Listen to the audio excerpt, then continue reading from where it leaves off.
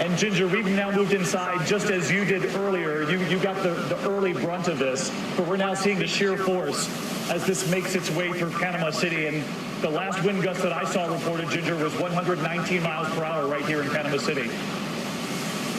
And David, no matter where you are in the storm, I just saw something I have never seen in real life. I've seen it on video, and I have seen it in a 3D graphic that we made to describe storm surge. I saw an entire home taken off of its foundation and rolled down the street. That is the type of storm surge we're talking about right here in Mexico City at this moment. You can't see it, but we could just start to make out, and I saw the roof on its side rolling down the street, and that was one of the structures that I had showed you earlier. I can't see if any of the others have made it. The water is still at least 10 feet below us, but remember I told you we're on a 3rd floor.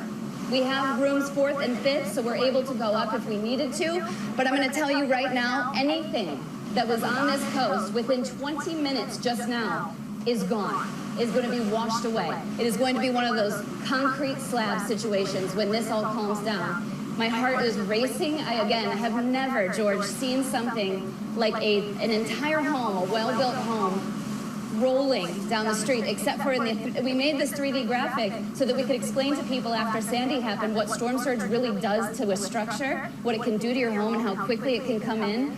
We just watched that happen in real time.